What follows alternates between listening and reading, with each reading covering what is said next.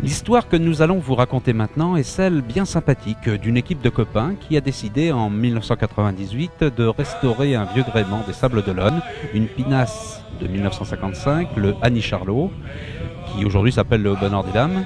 Et pour ça, ils ont créé une association, ont collecté les fonds, peut-être pas encore suffisamment, mais ça va venir.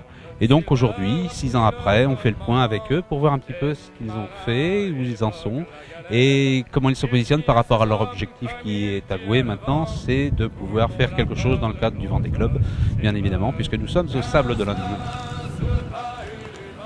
Bonheur des Dames, c'est un bateau que j'ai acheté au sapeur-pompier en 86, à titre personnel. 2 personnes sont venues nous rejoindre, Philippe Serraillier et Stéphane Voguiolo. Et ces gens-là ont eu des histoires différentes et ont laissé tomber un peu le bateau. Vous en faisiez quoi de ce bateau au départ en 86? À titre personnel, en titre de vedette, en titre de plaisance, bateau normal quoi. Seulement ce bateau de 86 à 98 a pris des années. Et les années ont fait qu'on a trouvé dommage de le mettre à la casse. Oui, en fait, donc ce bateau, en 86, quand vous l'achetez, de toute façon, il n'était pas neuf. C'était un bateau qui avait déjà une certaine histoire. Il avait son histoire, il avait fait vivre un marin pendant une vingtaine d'années. Les sapeurs-pompiers l'avaient racheté à titre personnel pour leur amical. Et comme c'est un bateau en bois, ils ont préféré le plastique. Moi, j'ai racheté le bateau derrière à titre personnel pour donc en faire du plaisir. On peut redonner l'année de sortie des chantiers? 1955, le 6 juin 1955, immatriculé au Sable d'Olonne. Et fabriqué par les chantiers Sablé de La Rochelle. Donc il a été fabriqué par le frère du propriétaire, qui est toujours vivant, qui a 94 ans. Ce bateau, est-ce qu'on peut en donner un petit peu les caractéristiques, sa taille, à quoi il servait originellement à la sortie des chantiers? Il servait à quoi en fait ce bateau? C'était pour faire quel type de pêche? Alors une pêche côtière qui n'existe plus malheureusement à l'heure actuelle, mais il faisait la sardine, les casiers, les palangres. C'était un bateau où il naviguait tout seul. C'est ce qu'on appelle une pinasse, c'est ça? Voilà. En Bretagne, ils appellent ça un macrotin. Nous, au Sable d'Olonne, enfin sur la côte vendéenne, on appelle ça une pinasse. Qui fait 8,50 m, qui pèse environ 3 tonnes, quand même.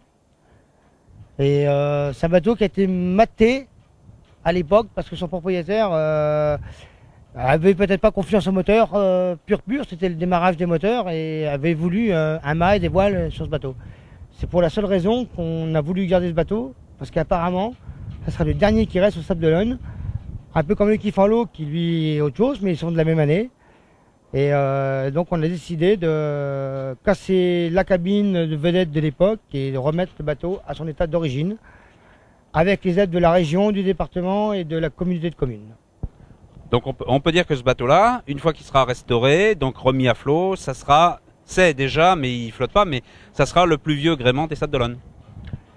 Ça sera un des plus vieux gréements de pêche. Il ne faut pas confondre les voiliers, comme ce sont les Olonnois ou d'autres voiliers qui sont peut-être plus vieux. Mais c'est le seul dernier bateau de pêche apparemment qui a été maté et voilé, qui reste au Sable d'Olonne. Alors Thierry, vous êtes occupé depuis 98 de la partie technique de la restauration du bateau. Est-ce que vous pouvez nous dire quel était le challenge à relever pour ce bateau? Alors au départ, nous sommes partis d'un bateau presque en l'état d'épave. La coque était encore viable, la quille aussi. Il a fallu remplacer la fausse quille, la partie qui est à l'avant du bateau, avant l'étrave. La quille qui remonte, changer déborder et certaines membrures du bateau et le panneau arrière. Ceci a été réalisé au fur et à mesure des années depuis 1998. Il nous manque bien sûr encore un mât, les voiles et un moteur. Ceci est en cours d'instance de se faire. Et en ce moment, je suis en train de finir l'étape du calfatage des 2 ponts. C'est ce qui veut dire l'étanchéité du premier pont et du second pont, qui se fait avec de l'étoupe ou du bitor, une mèche de coton. Le bitor est une mèche de coton fumée et l'étoupe, c'est du coton traditionnel. Vous êtes combien à travailler vraiment sur le bateau? Moi je dirais 6-7 à travailler, pas plus. Alors, il faut beaucoup s'armer de courage parce que bon bah faut y aller. Puis là en ce moment le calfatage c'est mon travail personnel.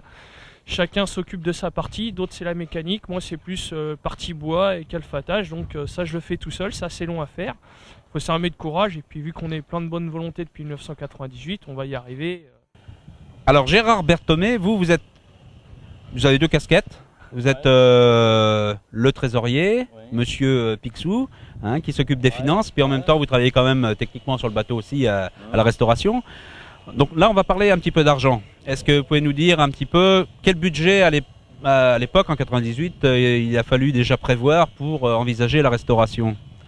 Eh bien disons qu'on avait fait un bilan prévisionnel de l'ordre de 34 000 euros. Qui correspondait donc la coque, le moteur, les voiles, enfin tout ce qu'il y avait pour remettre le bateau à flot en état de naviguer.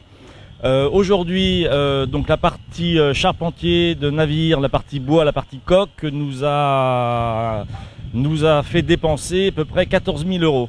Hein, donc il nous resterait la différence encore par rapport au budget prévisionnel. Sachant qu'il y a quand même pas mal de choses qui nous ont été offertes, je pense notamment à la peinture, hein, grâce aux établissements Picard, pour pas les citer, qui nous ont fait don dans la peinture. Et pas mal de choses aussi comme ça, au niveau de la coopérative maritime, pour un petit peu l'accastillage, le bois également, à Douai-Bois. Ici, où le bateau est hébergé depuis le 15 décembre par les chantiers nautiques Arbois, hein, là, il héberge le bateau gratuitement. Donc tout ça, ce sont des petites économies, mais bon, bout à bout, ça fait quand même une certaine somme d'argent. Donc aujourd'hui, on a à peu près 700 membres bienfaiteurs, des particuliers, des entreprises, artisans, qui ont donné uniquement en don. Hein, c'est pas du sponsoring, c'est uniquement du don. Il nous manque, bon on a 700, il nous manque encore à peu près 8 ou 900 personnes. Hein, il faudrait qu'on récupère encore 15 000 euros pour boucler notre projet, quoi, hein. À partir de là, le bateau sera dans le port, naviguera, quoi. C'était votre premier bateau? Son premier bateau, oui. Il faisait la drague avant. Il allait les bateaux, la drague, les poissons, quoi. Pour les autres, quoi, il n'était pas patron? Ah non, il n'était pas patron. Il était avec son frère à bord de Kitoudoum aussi, qui faisait la pêche, au thon. Et puis quand il n'y avait plus de homard à pêcher, ou pas de bine à pêcher, il allait avec son frère. Puis après, il reprenait son bateau. Oui. Alors ça devait être une sacrée décision, ça, se lancer à avoir un bateau. Oui, ben oui. Sur un emprunt, un crédit maritime, oui. Ouais. Qui était fait à La Rochelle avec des frères. Enfin, son frère et puis des copains. Il est resté 2 mois là-bas quand même. Heureusement que j'allais à l'usine à ce moment-là. Hein. Alors, il avait été se renseigner au crédit maritime s'il pouvait avoir un emprunt. Il n'y avait pas de problème. À l'époque, oui, pas de problème. Parce qu'on n'avait pas de sous, hein. Donc, il fallait bien travailler pour manger.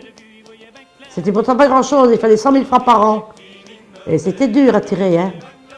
Même la fois qu'on lui a volé, il avait gardé ses homards, il avait au moins plus de 50 kilos d'homards dans le bassin.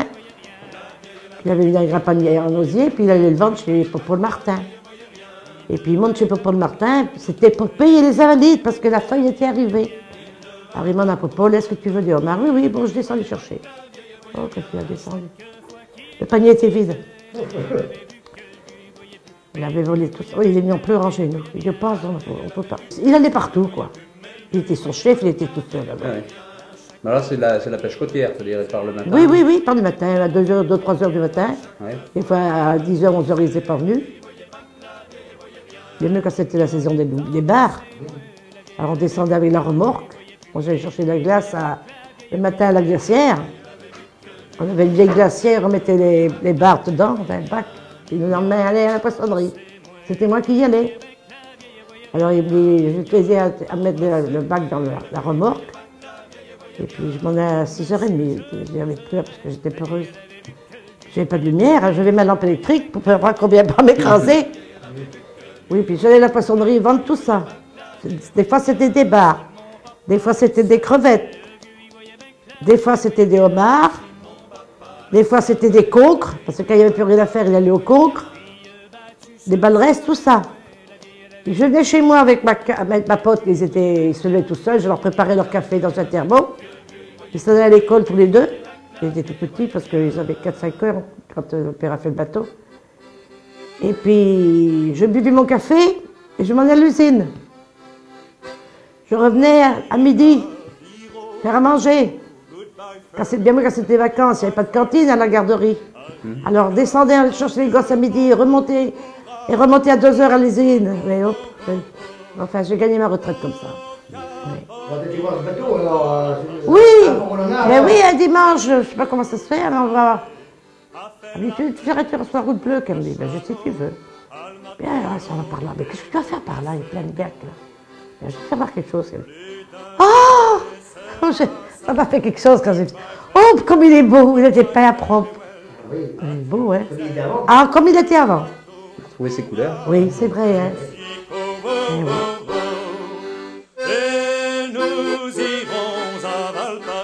Ce bateau a été quand même formaté par des dossiers faits par la région, le département, la commune des Sables-d'Olonne. Il faut quand même savoir qu'on est soumis à la DRAC, donc c'est une restauration officielle de l'État. Donc la DRAC donnera 20% du budget à partir du moment où on aura dépensé notre budget. La communauté de communes a participé bien évidemment au projet, puisque c'est un bateau sablé, et en plus sur moi. Et le département de la Vendée a bien évidemment aussi donné. Le service incendie de secours de la Vendée qui a participé gentiment pour le transport du bateau, a prêté son porte-char qui n'était pas rien quand même pour ce genre d'organisme. Donc je remercie le commandant Chabot de nous avoir permis, et par l'intermédiaire du département, d'avoir ce porte-char. Il y a aussi des entreprises privées, comme Nautique Arbois, qui là nous héberge gentiment, gratuitement, et qui sont disons, à la merci de nos petits besoins, et on les perturbe dans leur travail. Je le reconnais, mais bon, je remercie Nautique Arbois. Et il y a aussi tous les petits gens qui ont donné. Beaucoup de petits gens ont donné, environ 600, si on compte les 100 entreprises qui ont donné. Et j'aurais aussi remercié à l'heure actuelle la personne qui fait connaître le bonheur des dames à l'heure actuelle. C'est l'ostréiculteur François Caillot de Talmont, de la Guitière, qui a un stand au marché de la Chaume et qui a toute notre exposition, qui fait découvrir à lui, à titre personnel, le bateau. Et qui nous soutient énormément. Donc en 2 mots, je prête le band du commerce à l'association du bonheur des dames, parce que je trouve tout simplement que ça sauvegarde le patrimoine et ça sert à remettre en état un bateau qui à mon avis, c'est intéressant de le remettre à l'eau. C'est une image positive et en même temps ça fait contribuer tous les chaumois et des personnes qui peuvent s'intéresser à sauvegarder, à remettre en état des vieux gréements, et je trouve ça intéressant en ce qui me concerne. Le projet, c'est de garder ce bateau au Sables-d'Olonne. Et je vous dis, mon vrai plaisir, ce serait qu'il appartienne en acte de francisation à la communauté de communes, ou à la ville d'Olonne, ou à la ville des Sables, ou à la ville du Château, peu importe. Mais ce bateau ne doit pas quitter les ports des Sables-d'Olonne. Mais moi, si en tant que président, je dois partir, pour des raisons professionnelles ou privées, ce bateau doit rester encore une cinquantaine d'années dans ce port qui est cher à tous nos chaumois et à tous nos sabots. Une bouteille de rhum, à boire le diable avait réglé le sort. Yop là-haut, une bouteille de rhum. C'est Bill le second du corsaire, le capitaine Flynn en colère, est revenu du royaume des morts pour hanter la cache au trésor. 15 marins sur le bahut du mort. Yop là-haut, une bouteille de rhum, à boire le diable avait réglé leur sort. Yop là-haut, une bouteille de rhum. Essaie un peu de le contrecarrer, et tu iras où tant d'autres sont allés. Quelques-uns au vergue, quelques-uns par-dessus bord, tout le monde pour nourrir les poissons là-bas.